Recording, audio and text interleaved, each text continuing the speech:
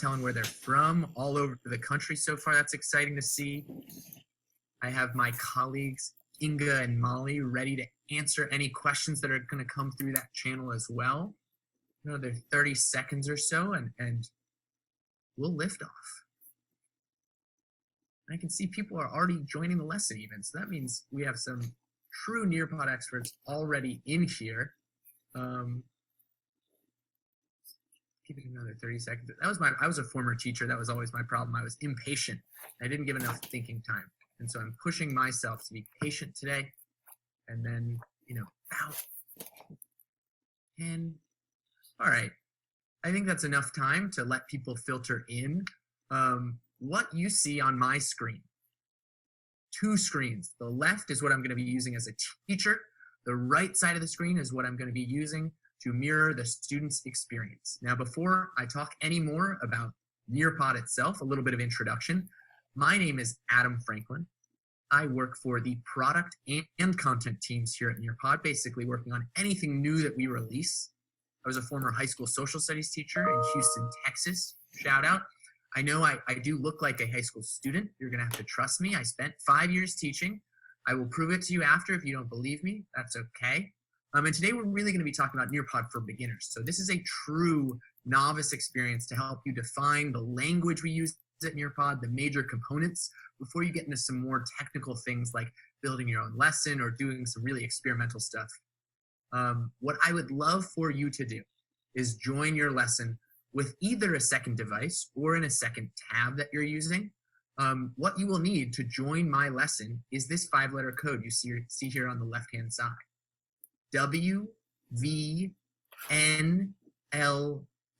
And in order to join the lesson, you need to go to join.nearpod.com. And I can just show you what that looks like one more time on the right-hand side here, join.nearpod.com.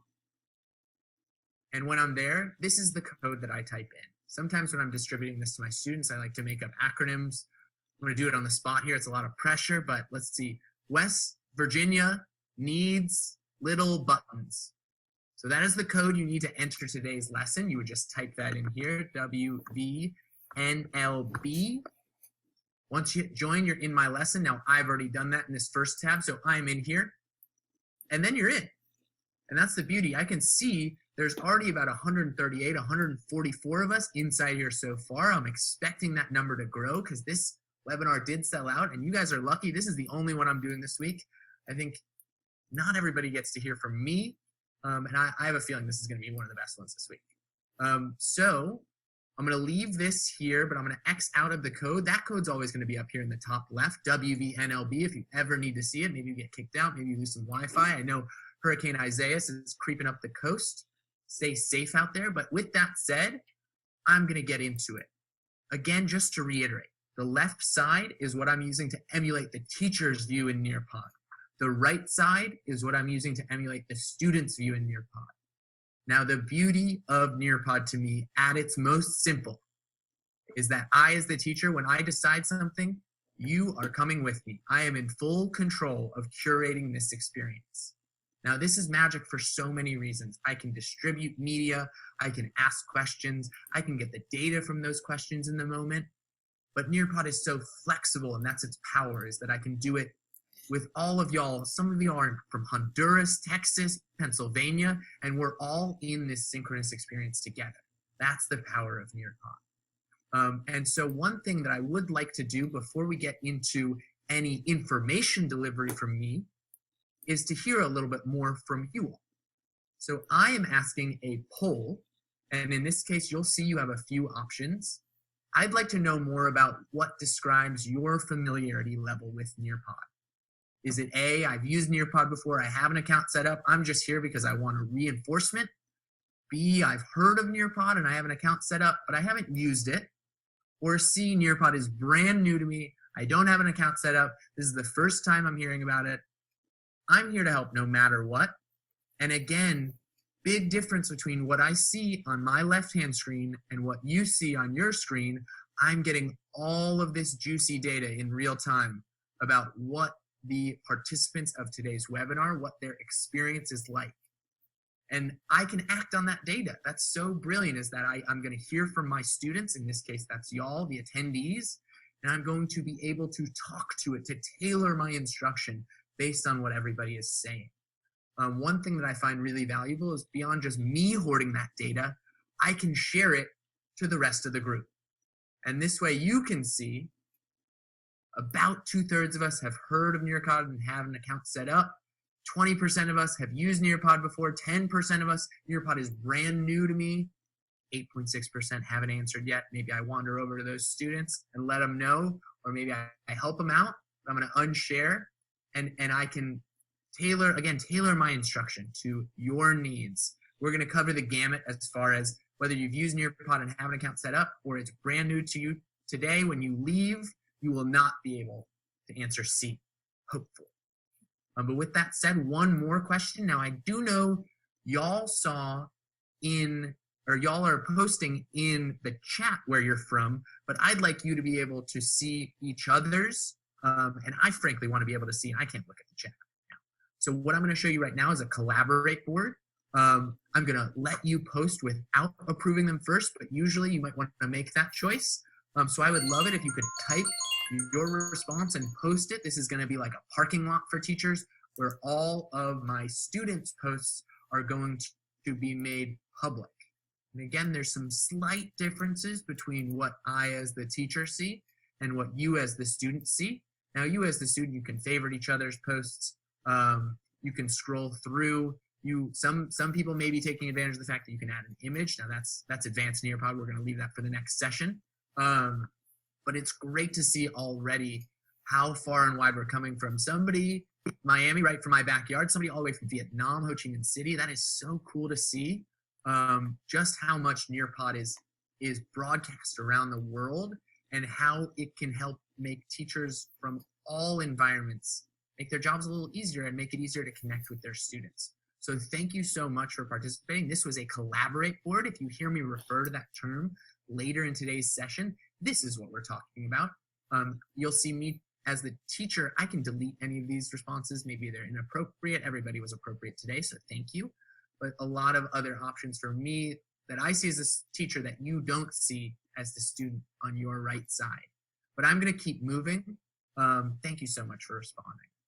So, a little bit of expectation setting. What will you be able to understand about the Nearpod platform after today? So we're going to cover a few very basic activities within Nearpod. How to log in, what you see when you're on the home page, how to search for lessons, how to launch those lessons, how to help students join those lessons. What does it mean to access reports? So these are entities that contain the data that students have input while we're teaching. And then lastly, resources for finding help. Now, obviously, that's a lot to cover in one session, but there is so much more to Nearpod. It really is a one-stop shop. If we did not get to cover something that you are expecting to learn today, there are a ton of resources, recorded webinars, other webinars for you to join this week that I'd really encourage you to attend. We will not be covering too much today, creating a lesson or doing more advanced things, but rest assured you will have the means to learn about those things either during this week or on your own time. So let's get into it. An overview of Nearpod. You absolutely will wonder how you taught without it. Like I said before, I taught for 5 years. I didn't get to use Nearpod until my last year, and I rue the fact that I could not use it those first 4 years, because it would have gone a long way to doing things like making sure I'm asking questions to the whole class, whereas I might have just picked those first few hands that raised up. Nearpod can help me be a better teacher. So the first thing that we're going to go through is just a really high-level overview of Nearpod, and this is where I'm going to expand my screen because it's the same as what you see as the student. Nearpod is at its core, a presentation tool to make teaching and learning more interactive. Learning experiences, no matter what environment they exist in, are more engaging and interactive when they're taught through Nearpod. So, a little bit lower level, what is Nearpod? You can download and customize ready-to-teach lessons and videos. Always easier to customize something than start from scratch. You can, though, create interactive videos and lessons in minutes. Take stuff you've already got enhance it with our activities, and then launch it to your students. After you've launched and you've distributed these experiences to students, you can collect comprehensive student assessments. So you're going to get all the data from any type of activity you assign in Nearpod, data on both a whole class level and an individual student level, to address misconceptions, to make interventions, so many ways you can use that. And then the last one is sort of self-fulfilling. You're enabling participation because you're ensuring every student has the ability to answer every question you ask in Nearpod. And you have the ability to see, just like I saw with that poll, okay, 90% of us have answered, but we still got 10% more to go. And I know who those 10% are. Maybe I can either give them a nudge through Zoom or walk over to their desk, what have you. I have the ability to enable 100% participation when I'm teaching with Nearpod. As far as the things, this is where it's going to start to feel overwhelming, but it should be overwhelming with possibilities. The types of things you can put into a lesson. As far as content, so many choices to choose from: video, slides, web content, simulations, VR field trips. The beauty is that when you are distributing it to students, it is curated. It's simple. I can bring all these things in that I wanted to do. Maybe I was teaching before in my high school history classroom, and I had 6 different tabs lined up: a YouTube video, an article, something else that I want to distribute to students, maybe as a primary source. I would have to be sort of beholden to Wi-Fi and to my own abilities to curate in the moment. When I deliver it through Nearpod, it is like students have blinders on, but blinders in a good way. They're only seeing what you want them to see. And then I can intersperse that content that I'm sharing with students with so many different types of activities.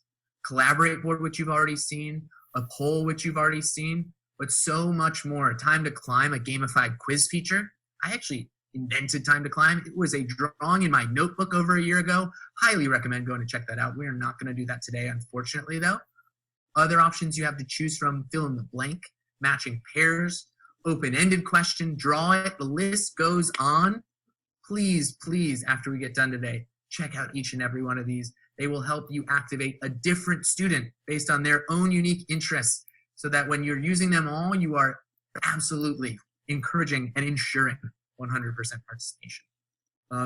The next aspect of Nearpod, this is something we will talk a lot more about today: live and student-paced.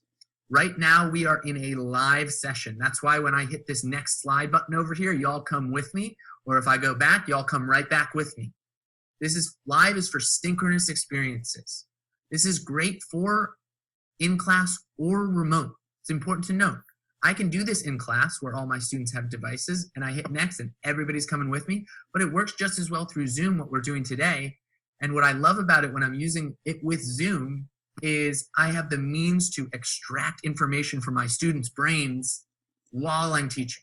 Now, the pandemic has created some complications as far as what time teachers have on their plates to be able to facilitate live lessons. And so that's why student pace, the alternative mode to launch Nearpod lessons in, is so useful. When I launch a student pace session and I generated a code just like we had at the beginning of today's session, you type that in, you're entering. If it's in student pace, you can complete it at your own pace. So you can click next, you can hit submit, you can go back in the presentation if you want. It is a fantastic way to distribute assignments, to flip the classroom, so many more ways you can use student paced, that especially now that teachers have limited bandwidth during the pandemic, it's a fantastic way to supplement your instruction. It really is, we're seeing the use of student pace skyrocket because it's so useful for teachers to be able to distribute materials asynchronously, but you absolutely, as a teacher, still get all that data for you to go in and parse so that you can act upon students' insights and what they're demonstrating they understand in the moment, even if you've distributed it in student paced.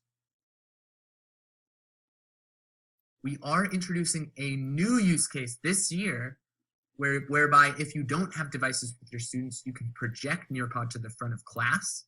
We'll talk a little bit more about that, but basically the interactivity is contained to the screen at the front of the room. But let's say, for example, I'm asking a poll. It's still useful to ask that poll question to the whole class. It's just in this case, We wouldn't be using student devices to be entering our responses. That would be done with our heads out of devices, because obviously there wouldn't be devices in a front of class environment. When you have materials in your library, this is what the option will look like. You're choosing, do I want to launch live? Do I want to launch student paced? We'll talk a little bit more about that later in the session. But once you launch it, that's what generates the 5-letter code, and that's what students join with and then type in their name, and that's how I identify you in my little nifty student list, which is already over 350 people long. So cool to see how many people in here. So just to reiterate again, like the basic story of Nearpod: download, customize, create from scratch. Either way, you're injecting assessments and ensuring participation because you got so much to choose from in terms of how you're creating these experiences. You can launch in live or student paced. You're choosing how to launch from the library. You also have the option for front of class. When you launch, that's what generates the 5-letter code. That's how students log in. There are plenty of other options for how to launch a lesson that I'm going to go over later in today's session, in terms of if you want students to join maybe through an LMS or maybe through some other platform. Nearpod will meet you wherever you are. But I am going to move on. What we are going to go to now, actually, what you see right now is a video, but we're going to skip through it. I do want to make clear that there are some materials in today's session that are meant to be of use to you after we get done. So we are going to distribute today's session in a student-paced version so that you can go back through it, and all the videos that I have in my deck are meant to be basically doing what I'm doing for you here in the moment. So if you wanted to go back and watch somebody navigate through the library, you would be able to do so with the video that's in the deck. I'm just skipping it today in the moment because we only have so much time together, and it's not useful for you to watch the video if it's something I just said to. So, one piece of advice, so important to me: try creating from scratch. Try customizing something from the Nearpod library. No matter what, when you're pushing stuff around, when you're getting your hands dirty as far as editing a lesson, launching it, you are not going to break it. You are only going to educate yourself. And it is so much more fruitful of an experience if you've done a little tinkering and mastering with the platform before that first time you're in front of students. I promise you're going to have to trust me on that.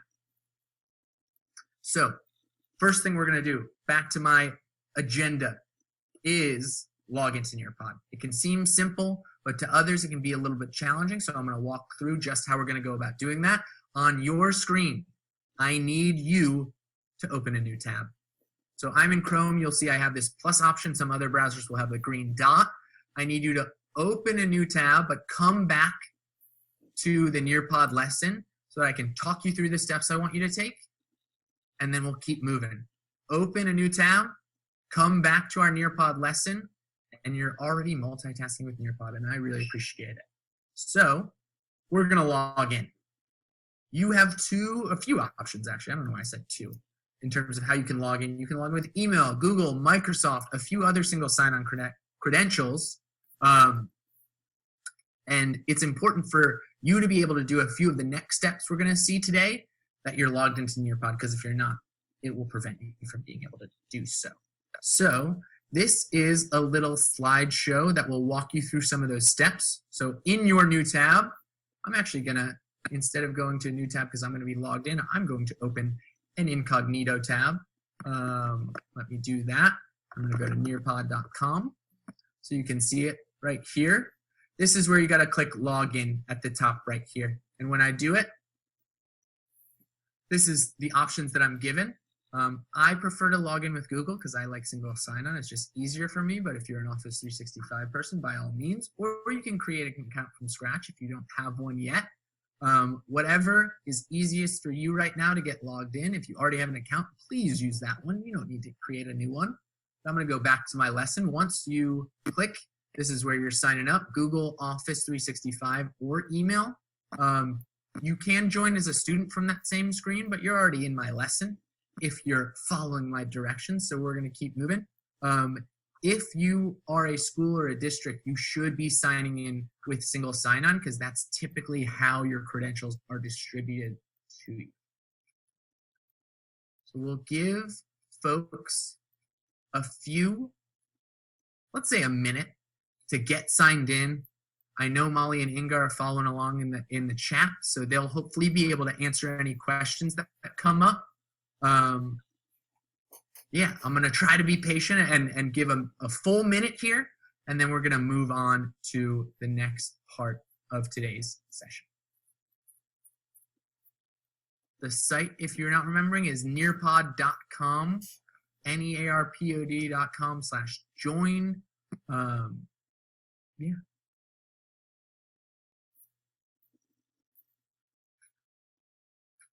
Sometimes I wish I had some Jeopardy music to play in the background because it can get a little awkward sitting here silently. But we're all logging in right now. If you're joining right now, that's why it's a little bit silent. We'll give it another 30 seconds. Hopefully everybody can get logged in. If you are just joining today, the code up here to the left, WVNLB, go to join.nearpod.com to type it in if you want to join my lesson. You absolutely can feel free to just sit back, relax, and watch though. It is Nearpod for beginners after all. If you want to just be sitting and watching me do all the hard work, I won't blame you.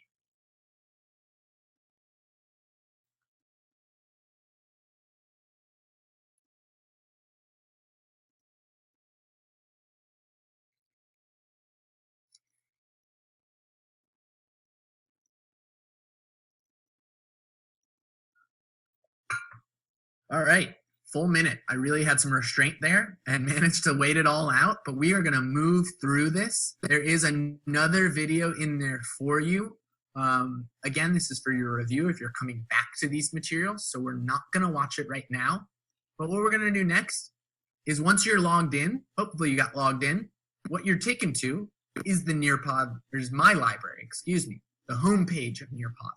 So I'm gonna go to that really quickly. And this is what you should see. Now there's gonna be some things you do or don't see based on your subscription level, so don't worry if you don't see something that you see here up on my screen. But there are a few really important things to keep in mind when you're logged in. And we're gonna go through a few of those together, all right? At the top row, you got the Nearpod logo. Clicking this will take you right to the screen you see here. Few other options for you in this top row. New, if you want to create something, this is what you would click. You can create a lesson in Nearpod or Google Slides. We're gonna save that for later though. Again, that's for a different session or a video or a folder, but that's what you would do if you want to create something. Or you can quick launch a question, and this is where you can access your settings, account information as well. Maybe I wanted to change something about how my students are responding or they're able to respond in student pace. I would go to the top right up here. That is what you see on the top row. Next, what we're going to take a look at is this navigation toolbar on the far left. Few things that are available for you when you're on the home screen on this left-sided toolbar. It reminds me of Spotify. If you use Spotify, I love the way it's laid out. It's hopefully pretty simple for you to navigate. The first thing is join a lesson. Now, you may be thinking, I'm a teacher, I don't need to join a lesson. That's not always the case. Maybe you're participating in a lesson that another teacher is facilitating, or you want to join your lesson as a student. That's where you would do so. So again, the code for today's session was WVNLB. If I wanted to join this myself, that's where I would type it in, and it would let me join just like I was a student. This is where I will see my library, and I can access reports as well, two really important features. So my library is all my materials that I've built in here. Reports are all the data reports that are generated from each session.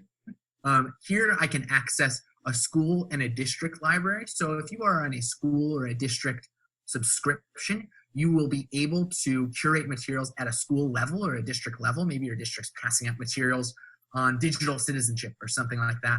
That's where they would distribute those. And then here's where you can access the Nearpod library to download our ready-made, over 8,000 ready-made and easily customizable. The last thing at the bottom, nifty little teacher resources. this will take you to our resources page. Just going to click into it really quickly. This is actually likely where you signed up for what you're sitting in right now. You can find on-demand webinars as opposed to live ones as well. I highly recommend Transform Student Engagement if you're looking to go to that next level after today's basic Nearpod training. But yeah, that is what you see from the home page. Now, I'm not asking you to do anything with what you see right now. I'm just asking you to think about, okay, here's how it's laid out. Homepage button up top, my library. I see reports. I see the Nearpod library. I see teacher resources. I see the options I have up here to access my profile or to create something. I can search within my library if I want to find a specific lesson I made. I can organize them a specific way. But that's what you're looking at right now when you log into Nearpod. I'm going to keep moving right now. Again, here's a video that'll go over a little bit of what we had. But once we are comfortable with the Nearpod homepage and navigation toolbar, the next step is thinking about, okay, well, I want to find a lesson maybe that I want to consider using. Actually, sorry, I'm going to skip ahead a little bit in my lesson. I would love to know if you successfully logged into Nearpod, just so I can make sure that I'm reaching all students and gauging in the moment, did we do our job?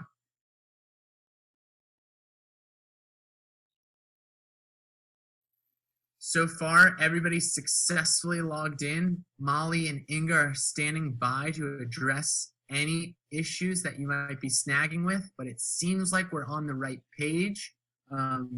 Again, the right side is what you would have seen as a student. I can click into that reference media here. This is something I find so useful as a teacher. I can attach a piece of material that I just showed you previously if I want you to be able to see it next to the question you're answering. It's so simple, but as a teacher, I was eager to undercut any potential excuses, frankly, that students would have for not being able to respond to a question. Like, I don't know what we're supposed to be referencing. Well, I've attached it to the question. Now you have no excuse in terms of take a look at what I'm asking you to look at and answer the question accordingly. It seems like most of us are getting logged in. If there are a few more issues, please take advantage of the Zoom chat. But I'm going to keep moving into finding lessons in our Nearpod library. This is something I'm especially proud of. After I was a teacher, I actually had the chance to work at the Stanford History Education Group on the Reading Like a Historian curriculum. So creating materials for other teachers to use is near and dear to my heart. I used Reading Like a Historian all the time. I love any type of material that can help make your life easier, even if it's something you're totally cutting up. It's saving you time because you aren't starting from scratch. And so the Nearpod library is a repository of over 8,000 standards aligned lessons and videos made by publishers you trust, publishers you love. I used iCivics as a teacher. Now it's in Nearpod. It's already made. They were PDF lesson plans when I was using them. I still had to do a bunch of work. Some of that work is done for me when I'm teaching with them in Nearpod. There really is so much at your disposal when you're searching through the Nearpod library. So again, let's think back to where we were before. I'm on my homepage. So I'm going to click out of this. I'm on my homepage. I want to go to the Nearpod library. That is going to be right over here at the top of Nearpod content. And you'll see this left navigation bar changed a little bit. I'm going to skip ahead in the lesson, so it's going to walk you through a few of the steps that I'm going through right now. I have a couple different filters at the top. Do I want lessons? Do I want videos? Interactive videos just launched. I'm so excited about them. But that's for another session, unfortunately. I wish I could talk to you about that too.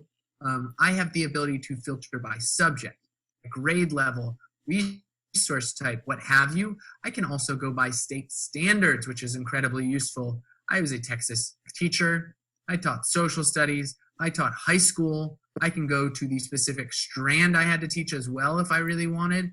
And that's going to filter my resources. Either it's a video or other stuff. Click back out. Maybe instead of searching by standard, I want to go by publisher that I like, go through this way, find iCivics. They're one that I trust and love, and one that I always look to as far as starting from.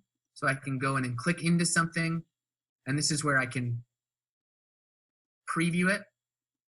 So iCivics has a ton of lessons. I think I taught probably over half of these, but let me just pick one I really liked. We'll start with voting rights. So in this case, when I'm clicking into it, this is where I can preview it. I haven't downloaded this or anything. I haven't added it to my library yet. I'm just previewing. So I can skip through, and I see clearly they've got all the hallmarks that iCivics came with, the essential questions, the objectives, all that good stuff. We've even got a VR activity in here. We're not going to get too much into VR today, but I highly recommend checking out these lessons. If I decide, you know what, that's enough for me, I love this lesson, I can add it to my library right here, or I can just share it with somebody else if I want to recommend it to a fellow teacher as well. But once I've decided that this is something I like, this is the big button for me right here, add it to my library.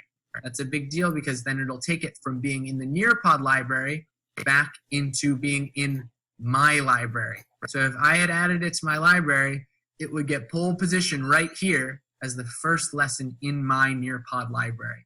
I love this so much because like I said before, our goal is to make your life a little easier.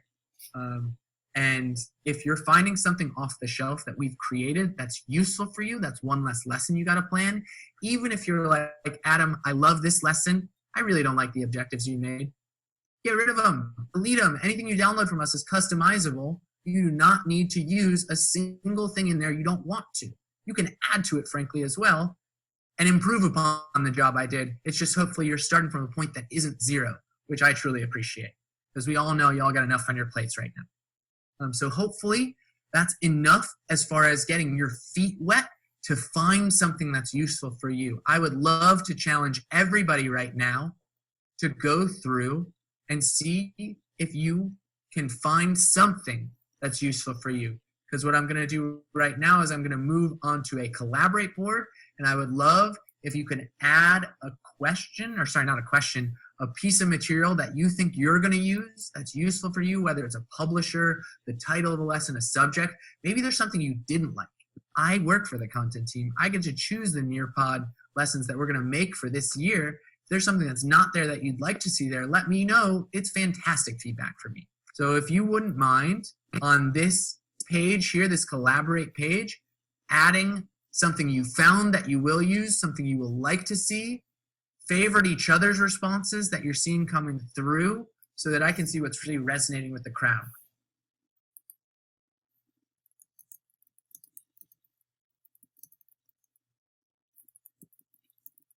So good to see. I see living and non-living. That's a huge topic. Nouns, photosynthesis. It's awesome to see how many responses are coming through and how varied, frankly, the type of material folks are looking for is. SEL, huge right now. Absolutely. Document analysis, something is near and dear to my heart in terms of primary source analysis, investigating political cartoons, things like that. I love to see it. Math and growth mindset. Wow, that's such a good topic to pour deeper into. Osmosis, populism in America. We're really spanning the gamut of things that you could use Nearpod to teach, and things, frankly, that there are resources there for you to customize instead of starting from scratch with. So hopefully that's inspired you to add something to your library to think about editing or just launching for yourself. Now we're going to talk a little bit about, okay, you found a resource you like, you're ready, you've already edited it. We're not going to talk about editing right now, but maybe you've changed something about it, or you're just going to launch it right away and you're ready to share it with your students. Again, that's how we joined today's lesson. So you're already kind of mastered this skill to some degree because you're in my lesson right now. There's 450 of us. What we're going to talk about one more time, just to reiterate, make sure it's seared into your brain. When you're teaching with Nearpod, you have two choices, actually three if we're going to talk a little bit more about the new one, synchronous or asynchronous. Do we want this to be a collective experience where I am curating, I hit next, you come with me, or asynchronous where I share something with you and you can go off and do it on your own pace? The beauty of Nearpod, the same material can be launched in either way. So maybe I'm creating my materials and I find out next week that there's some huge complication and I'm not able to deliver live lessons in student pace distributed to my students, and they can go through it at their own pace. And I have not lost any of my materials in terms of their utility for my students, which I truly, truly appreciate. So how to launch and share a lesson code might seem obvious. There are a few unique things to pay attention to, especially for student pace, in terms of what's available for you. So the first thing you're going to do, you're going to go to my library. If you're still in the Nearpod library, click this button at the top left, head back to your library. And this is where you'll see, again, anything you've saved or anything you've created. So we've done step 1. We're going to go to step 2, hover over any lesson you want to teach, and you'll see a few options. So this is the one I'm doing right now. And I already hit live participation because that's what we're inside of. But when you're hovering over it, this is where you're choosing live or student paced, or you might even have access to a live plus Zoom beta that we're rolling out right now, where it condenses Zoom and Nearpod so that students only have to log in once. I'm not going to go over that today, unfortunately, but if you're interested to peek, there's plenty of material supporting y'all. I'm sure Molly and Inga can answer some questions in the chat as well if you have them. But you've done that second step. You're hovering over the lesson and you decide you want to launch it. Oops, I went too far. Sorry, my bad. You're hovering over it. Then you're going to click. Clicking is what generates the code. Clicking over one of these generates the code. Done with today's session, I want to send out to all my lovely attendees a student-paced version of today's session. Click it. Launch a new student-paced lesson. Got a new code for you. And there's a U. I can't do good acronyms with a U, but this is how I would share with my students. I could give them this code and tell them to go to join.nearpod.com, but that is not my only choice for how to share it with them. Really important to pay attention here based on your environment. You can email your lesson to students. Type in email, separate them by commas. You can share it via social channels if you want. Send it out to your Twitter or Facebook if that's how you share resources. One that's very simple but very easy, just copy a link. So instead of giving you a code and telling you where to go, I could have just taken this link and plopped it anywhere I want and let you click it, and it would help you join the same way. You can also embed a Nearpod lesson into a web page, distribute it through Google Classroom, remind if you're texting it out to folks, or through too many different options for you in terms of how you're going to distribute these lessons. A couple of other important choices when you're assigning in student pace, you can require submissions. It's so useful to make sure students are remembering to complete the assessments that are contained within a Nearpod experience. Another choice that I have too is I can determine how long my lesson is going to be available for. So if I launch a student-paced lesson today, the default is it'll be available for another 30 days. But I can skip ahead and say, you know what, I'd like to make sure this is available until New Year's. I go ahead and click December 31st, 2020, apply. And now when I launch this lesson, you'll see it'll be available for 148 days instead of 30. And that can last for up to a full calendar year, which is pretty impressive. So that is how I would go about sharing. Again, I clicked student pace. It generated the code for me. And now I'm in business. That's what I'm sharing with students. I just needed to decide first and foremost, am I teaching live or am I teaching student paced? If you're curious about a few more of those options, there's a ton of support materials that I'll be able to point you to. I just don't have time to go through them today because we are already 2/3 done. Dang, time flies when you're explaining Nearpod, and I really love it. The last thing that I want to mention is, let's say this is a student-paced lesson that I just launched. I can relaunch ones I've already launched, provided I didn't edit the lesson, and I can view progress in those specific sessions too. So I can view progress in the session I shared at 2:13, or I can view progress in the session I shared at 3:37. Those different codes represent different groups of students I've shared it with. And the report for each code will only represent the students that have joined with that code versus the students that have joined with this code.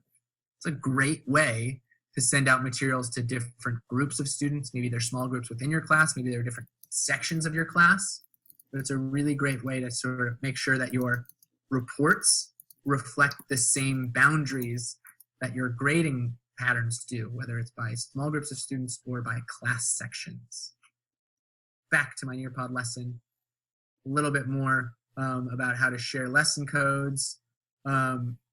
This stuff will be available for you for posterity as well. Again, I'm not going to go into too much detail about how to distribute with Google Classroom, Reminder, Microsoft Teams. Just know that functionality is available for you. And then the last thing that you'll be able to see in terms of how to share these lessons in your library are sharing it with other teachers. Now, it's really, really important that this button is not launching the lesson. You got to pay attention to that with me. It's not to share it with your students. If I'm clear, is it lets me email my lesson to another teacher, and then they can add it to their library. That's really useful. Again, our whole point is we're like saving teachers time. So if you've made a great lesson that your peer in the school district can use, you share it this way with them, either through email, social, just the link, what have you. They'll be able to add it to their library and edit it, or preview only if you want to prevent them from messing with any of your stuff, which is really cool. Other options that are available for you, you can duplicate a lesson, which is really useful. That's especially useful if you're doing things like differentiating, but that's for advanced Nearpod. We're going to save that for today. You can access the report right here as well. Let's say instead of clicking on the report tab, you can just go to a specific lesson you want the reports for and click there. And then you can organize as well. So there's some cool drag and drop functionality where if I make a folder, like we set up here, if you want to make a folder, and this is where all my folders are up here, I can click open and drop this into any one of those folders. Maybe I want to drop this into demos, and boom, now it's in my demos folder, which is really nice. And there's just so much you can do to organize this page, so hopefully it's not overwhelming like mine, which will have about 8 million Nearpod lessons in it, because that's all I do day in, day out. But I promise you, it's more fun than I'm making it sound. I'm going to keep moving though, because we still got a few more things to cover before we're out of here. There's another video in here that'll tell you exactly what I just told you, but we're going to move into, provided this works, I'm going to skip this question for now because we got to keep going. How students join. So again, that when you're generating that code, you've already got this code. They need that code, or they need the link you shared with them. And what you need to tell them to do is go to join.nearpod.com so that all they see is a blank page with no other options except to type in the code. And when they join that lesson, so maybe I've typed in, what was the code that I generated here before? MUCZV. When you join, that's where students need to enter the alias that they're going to be known by. And that's how, if we're answering a question within the Nearpod lesson, and I can see that Molly answered this, but Inga answered that, the way that I'm able to identify the submitter with their submission is the name that they type in right here at the beginning of the session. Excuse me. And so once they join that session, then I'm in control. And then it's just like before, where again, you look back to my student screen, this was a live lesson. So what's going to happen when I click next here? Everybody's going to come with me. Another video that'll show you how students join a lesson. It's useful for you as well. Highly recommend joining the Nearpod, or sorry, subscribing to the Nearpod YouTube channel, which has a lot of these videos that are embedded into these lessons. The last thing that we're going to go through today, before pointing you to some resources, is how to access student data. So this is a live lesson, meaning I get a bunch of great data in the moment. Some of that data might be your poll responses or your Collaborate submissions, but others, it could be, I could see how students are doing in a quiz, like time to climb. This is a gamified quiz feature. The teacher is going to always see something a little different from the student in time to climb. Students will not see their peers' names, which is something I really appreciate. But it's important to recognize that the teacher will be seeing those names. And if you're projecting, you have the ability to hide student names down here at the bottom right. I can just click that, unclick it at any point during the lesson if I want to. Other things to keep in mind for student data, open-ended questions. For open-ended questions, you'll be able to track participation % at the top right. You can share individual responses with the whole class. Again, this to me gets at another huge value prop of Nearpod. When I was teaching in Texas, a big deal was short answer responses for the STAR test. How do we make sure students know what the difference between an argument and an explanation is? And I found myself having to type up fake responses, pretending to be students so that students could critique or say that was a good example. And it's just a lot of time. And I always would rather have authentic student submissions to be able to share with the class. You can do that in Nearpod. When students submit an open-ended question, I could click share to the rest of the class, and we can say, what did this student do well? What could they improve upon? And I'm sharing authentic student work, but the students aren't seeing the name of who's being shared, and it's just such a valuable way to be able to do that. With open-ended question as well, students have the option of submitting an audio recording in lieu of a written response, or together if they wanted to. And there's just so many ways to scaffold the ways that students are submitting thoughtful responses. You have the ability to activate immersive reader as well as another scaffold. That's for another webinar, unfortunately. Matching pairs, again, I as the teacher see some data, you as the student see some choices to match. Quiz, I'll see that achievement data on a whole class level as well as an individual student level. And the student will see the reference media and immersive reader available for any question in which I activate it.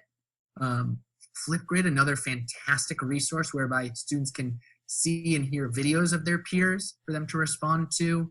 Draw it, so cool. So it's basically a canvas for students to draw on top of, whether it's an image I've uploaded or just a blank canvas. I will see every student in real time, whether they've submitted and are in green or are in progress, and I can share their responses just like I can any other type of submission.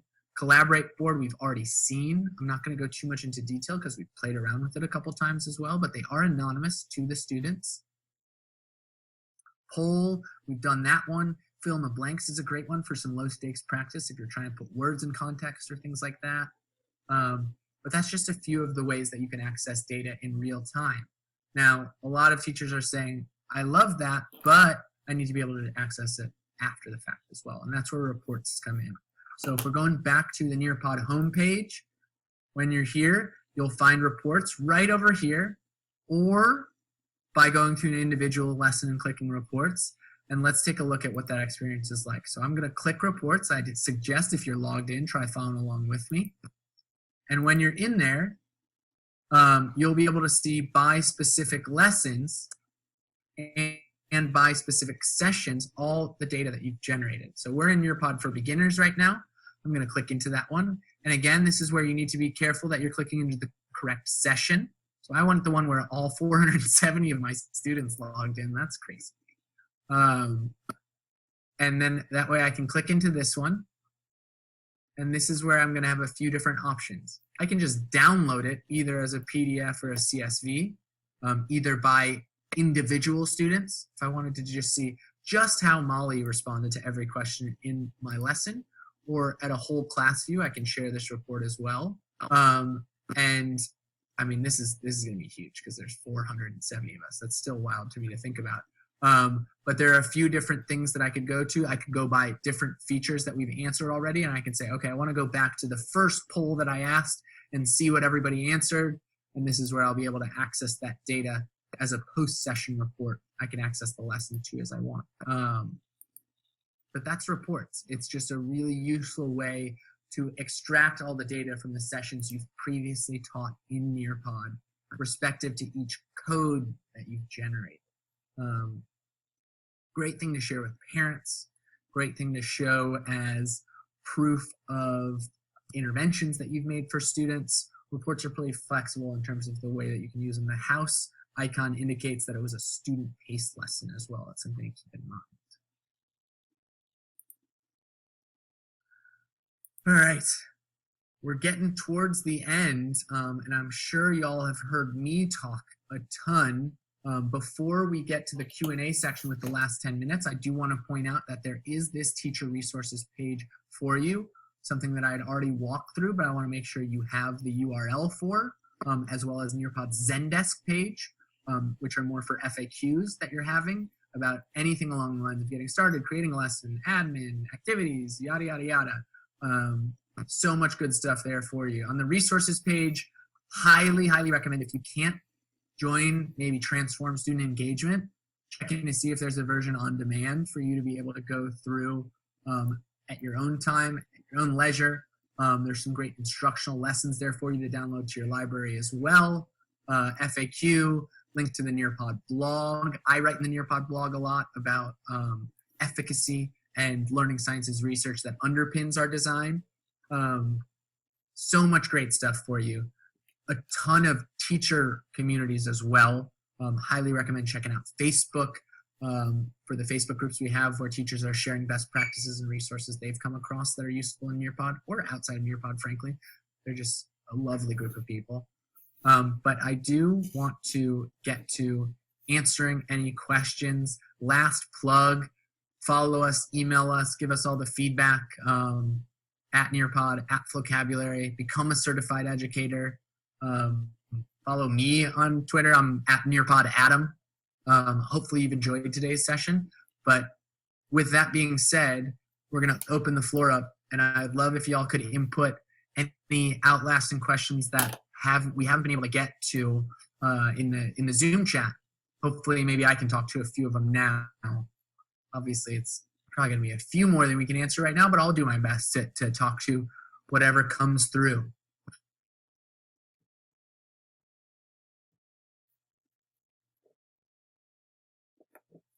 So I see a few coming through already. Absolutely, Jeannie, we're going to send out this exact lesson for you to walk through at your own pace, which will contain everything in it that you saw today. Nearpod is a freemium platform, so all the features you saw today are absolutely available for free. It's just you will have a storage limit in your library, and that is what is dependent on your subscription level. So if you're a free user, obviously that storage is a little bit lower than if you're a subscribing user. Can you use an immersive reader in Time to Climb? That's one I actually have to get back to you on. I'm not sure it works yet in Time to Climb, but if it doesn't, it's something we're working on diligently on the product team. Let me see a few more of these. Can students enter any name they choose to join a lesson? Yes, that is something they have the option to choose from. We do recommend expectation setting from the teacher level in terms of monitoring students, but I do have the ability to remove any misbehaving students from my session if I so choose. That's something to keep in mind. How do I delete my folder? You should be able to edit the setup from Nearpod library. Oh no, I lost it. I'm sorry, guys. This is where we're here. Okay, you're gonna have to click into it and then delete it. So once you're in a folder, this is where you can choose to delete the folder. Okay, sweet. One more question answered. Can students open multiple pages and be off task while in Nearpod? Yes, we do not have root control to your device, but you will be notified if students are disengaged. You will turn red if you're not actively engaged in my lesson for a specific amount of time. Are we going to get a copy of your presentation? Absolutely. Can Edpuzzle and quizzes be embedded in Nearpod? Yes, for sure. Though I will recommend using interactive video and Time to Climb because they will do some things that are similar. Hopefully that way you don't have to have students logging into multiple places, but whatever floats your boat, you're using Nearpod, that's all I care about. Are science lessons available? Of course there are science lessons available. There are thousands of science lessons available. Go to the school library, or sorry, not the school library, the Nearpod library, and filter by science, and you are going to be drowning in science lessons. Good luck finding something that's going to be useful for them. It shouldn't be too hard. And keeping scrolling through, we got about 5 minutes left. Will students get tired if all teachers do the same interactive activities from Nearpod? I don't think so. You should be switching it up. There's so many different activities to choose from. Draw it, Time to Climb, open-ended question, poll, multiple choice, matching pairs. I can't even remember all of them off the top of my head. And the matter of fact is, like, the best Nearpod experiences are nice and lean. So maybe today I'm teaching with a draw it and a matching pairs, and tomorrow we're doing a Time to Climb. I guarantee those kids tomorrow are going to be like, well, we just want to do time to climb again because it's so fun. But that's something you're going to have to report back to me on, because frankly, it is up to the classroom environment and the teacher planning in terms of how you're varying up your practice with Nearpod. Is there a way to have students respond under topic headings on the collaborative page? Not yet. That is a great suggestion though, and it's something I want to explore more, how to organize that page a little bit more proactively. When will more Nearpod webinars be available? All week, but moving forward on a rolling basis. Go to nearpod.com/resources and find live webinars to register for the next week's worth at the very least, and there will be more to come for sure. What is the difference between the free account and the premium account? So if you're on nearpod.com, you can go to the bottom here to pricing, and that'll give you more details about the difference between free, gold, and platinum. We did just make a change. So it is all about storage space as opposed to features. Now for a free user, you get access to all the features. It's just features, excuse me, just a limited amount of storage. Is Nearpod aligned with the Google Meet platform? You can absolutely share Nearpod through Google Meet, similar to how I'm doing it through Zoom today. There are some YouTube videos about how to do so that are very informative and can explain it frankly better than I can right now. Do we have an Instagram account? I just have a Twitter account right now, but that's a good idea. I should probably expand my reach. Can I send my PowerPoint to Nearpod? Can you? You need to. That's the easiest way. So when you're starting from my library and you're going to create a lesson, when you're in there, you have the option to drag and drop your PowerPoint and it'll load all your files for you. That's a different webinar, so I'm not going to show you how to do it today. Give it a shot. I bet you can figure it out without even attending the webinar though. Can students save the work activities they completed? They are only saved within the session. That's an important thing to know. So when I'm going through a student-paced lesson, if I leave and I come back in, it's a new session. It's important that they submit within the session. That's why we suggest hitting require student responses to allow for them to do so. As Nearpod considered providing teachers larger storage accounts at no cost due to COVID, definitely in consideration. We are absolutely trying to make as many concessions as possible for teachers suffering due to the pandemic, but it's not something I can promise right now. Does it consume data? It does require Wi-Fi. This is a cloud platform, so it will consume data if you're not on Wi-Fi and you're using a mobile device, but if you're on Wi-Fi, it shouldn't consume data that way. Can you open and close sessions for absent students? Absolutely. Can Nearpod add an online discussion feature? I would love that. Collaborate is a good way to get started, but I think you're right. Allowing students to respond to each other is a great place for us to go next. How do I access a recorded webinar from Camp Engage? Make sure you check out the Facebook groups as well as the webinar page where you would go to recorded webinars because there will be plenty available for you. And I agree, Nearpod does sound hurricane proof because I was just in a hurricane 2 days ago, and I think it's what's in South Carolina right now. It's climbing up the coast. Hopefully y'all are staying safe with Isaias, but I know even if you are hunkered down, you're listening to me because of the power of Nearpod, which I really love. Yes, Nearpod is available to purchase for an individual teacher. It's fantastic. Is there a language interpreter? There's Microsoft Immersive Reader, but that's for English, I believe. It does have a few other languages, but you can also add Google Translate as a reference. So you remember when I was asking you the poll question, there was a reference there. I could have linked to Google Translate, and it would allow students to type in anything they wanted to see translated from language to language, which is really convenient. Can I put the class code into Google Classroom? Absolutely you can. Just Google Nearpod Google Classroom and you will find that YouTube video that will illuminate it better than I can right now. I think that's it for me today though, guys. I have had such a great time sharing Nearpod with you. Hopefully you are no longer a beginner and you feel a little more confident to go play around. But like I said at the beginning of the lesson, the single most important step for y'all, get your hands dirty, try something out, log in, download a lesson, break it. It's crazy. Launch it. Have your kids join. Have me join. Just give it a shot. I promise it's going to seem easier that first time you do it, and your eyes are going to open, like way wide, and be like, wow, there's so many ways I can use this for my teaching profession. Not even during remote learning, during in-classroom instruction, so many different possibilities that you should be taking advantage of Nearpod for. And with that said, I'm going to sign off. So I'm going to stop sharing my screen. Molly and Inga are going to help me make sure I distribute all these materials to you. And thank you for your time.